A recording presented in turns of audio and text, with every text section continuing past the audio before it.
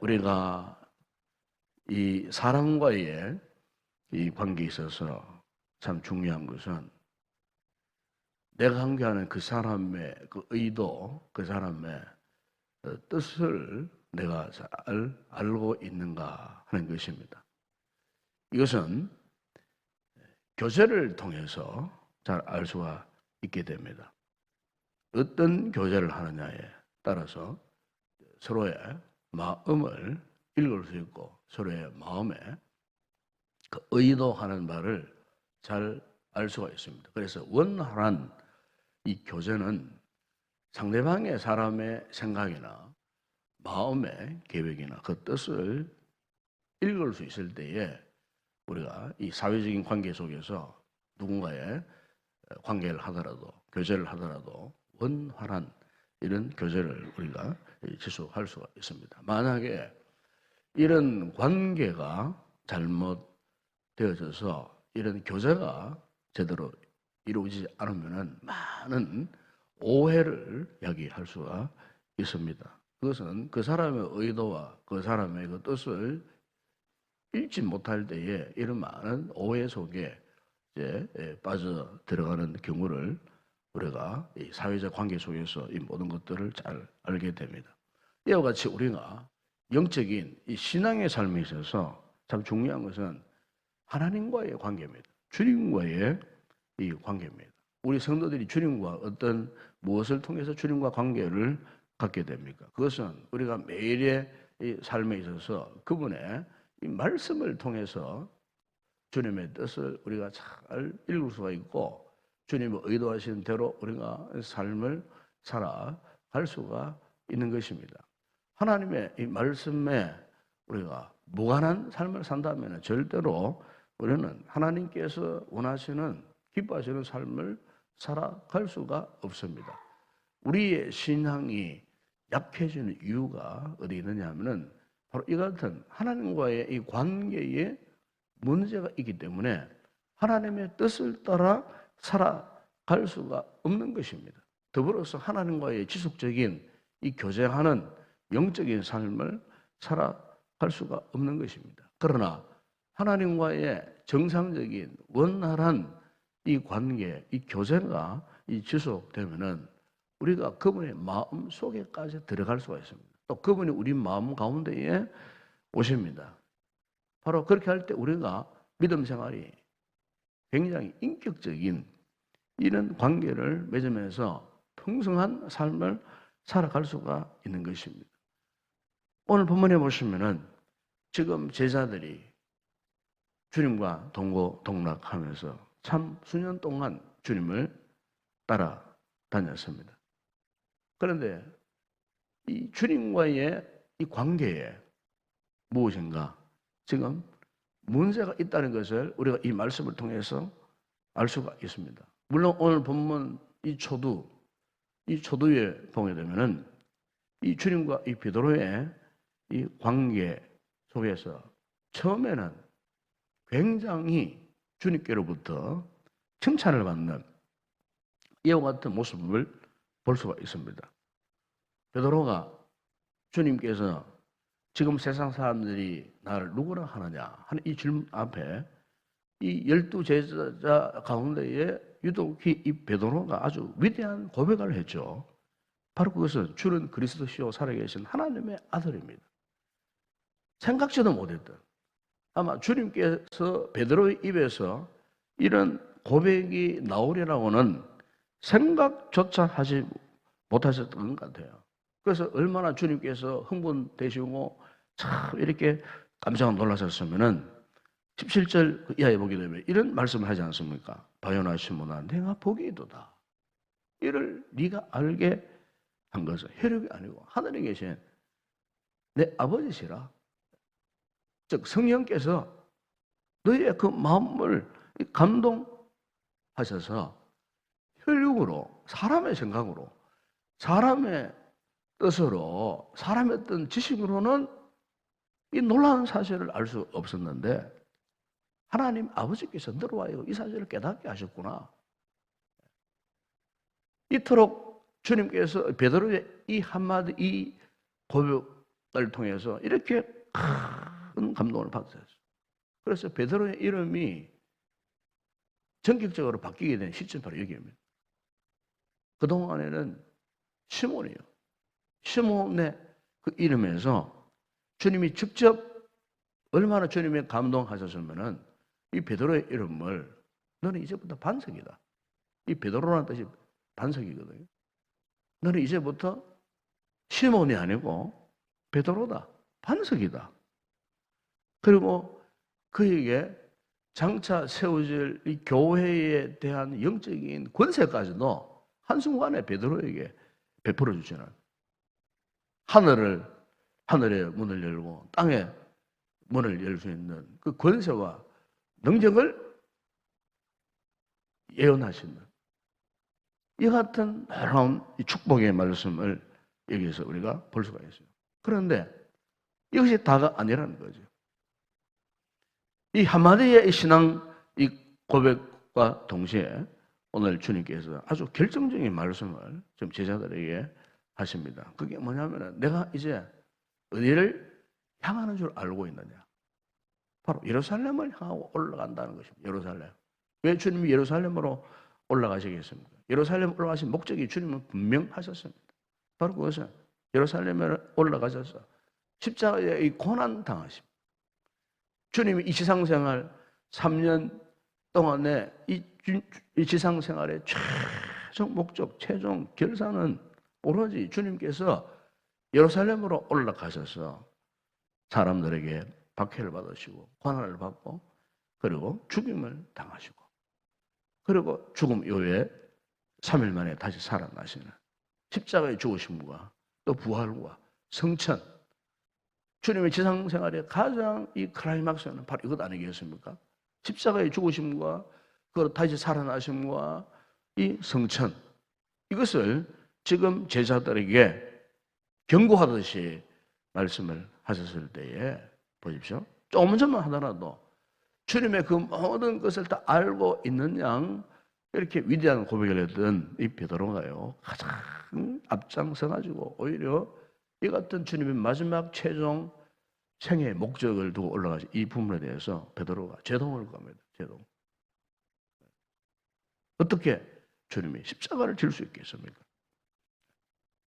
여러분, 우리 하나님과 영적인 교제가 문제가 생기면요, 하나님의 뜻을 분별할 수 없어요. 하나님의 그 의도하심을 알 수가 없어요. 믿음 생활에, 신앙 생활에 있어서 왜 우리가 이 하나님의 뜻을 분별할 줄 알아야겠습니까? 하나님의 뜻을 알지 못하면요, 그 뜻을 따라 우리가 살아갈 수가 없어요. 예수님의 삶의 인생의 생애의 마지막 목적 십자가를 지는 일이에요. 그런데 십자가를 지는 이 일에 대해서 주님의 그 의도와 뜻을 몰랐던 이 베드로가 오히려 앞장서 가지고 그것을 거부한다 그 말이에요.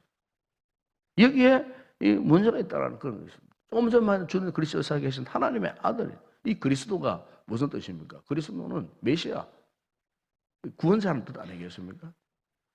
그리스도가 그냥 그리스도가 아니라 우리의 죄를 위해서 이 십자가를 지시고 이 구원의 길을 가는 그분이 그리스도예요.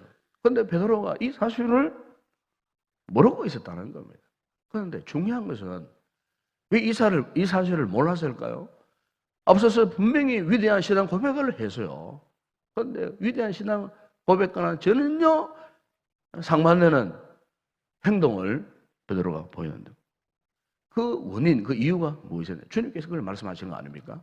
바로 그것은 사탄아, 너희들로 물러가라. 한순간 이 사탄이 틈을 탄 거예요.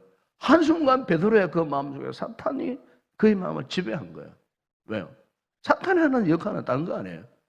예수님이 십자가를 지는 것을 거부하는 거예요. 십자가 지는 것을 싫어하는 거예요.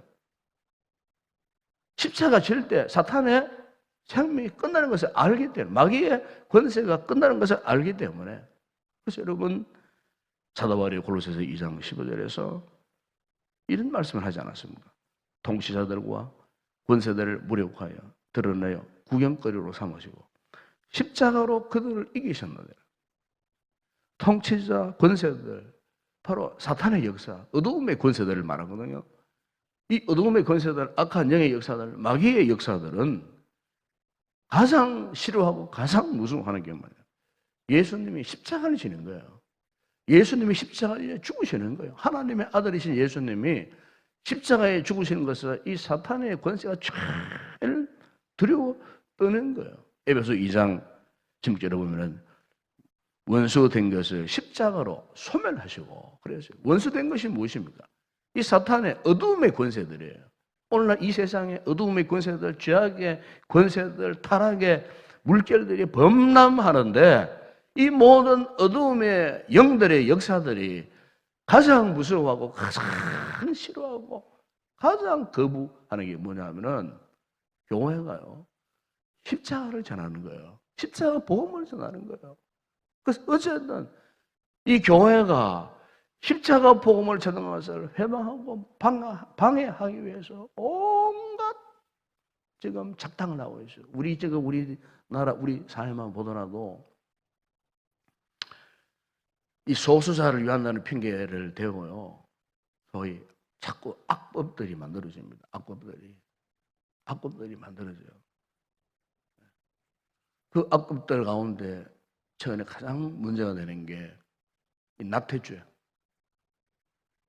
66년 만에 곧 이제 어쨌든 뭐 국회에서 통과가 안 돼도 금년도 12월 31일이 끝나면 저절로 2020년 1월부터 이제 거기 적용이 됩니다. 2015년도에는 뭐 또 뭐 간음죄가 사라져되니만 이제 낙태법이 사라져. 좀만 있으면 이제 또 차별검토법이 통과됩니다. 거의 이제 다 국회 뭐 국무회의에서 통과해서 차별검토법이 통과되고. 그러면 이제 가장 큰 문제, 가장 큰 어려움을 당하는 이제 조직이나 단체, 교회입니다. 교회. 유럽이 영국에서 차별검토법이 통과되었을 때부터 교회가 침묵타를 받았어요. 미국이 마찬가지예요. 미국이.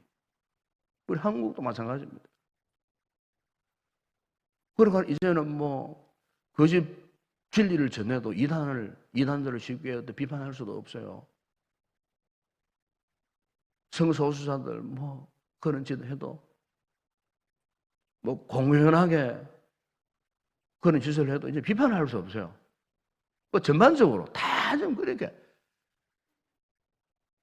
절대 다수의 이 참 사회적으로 건강한 삶을 살아가는 사람들을 보호해줘야 되는데, 소수자, 그것도 완전히 참 전혀 엉뚱한 짓을 하고 살아가는 이런 사람들까지도 이제는 뭐 보호를 해준다는 이런 명목하에 이런 악법들이 그냥 만들어져서 이렇게 진행된다면은, 여러분, 앞으로 교회가 참 어떤 면이 굉장한 위축을 나가. 저는 이것을 그냥 보지 않습니다. 이 어두움의 권세들, 이 사탄의 세대들. 그러니까 교회가 십자가의 이 복음을 전하는 것을 사탄이 제일 싫어하는 거예요.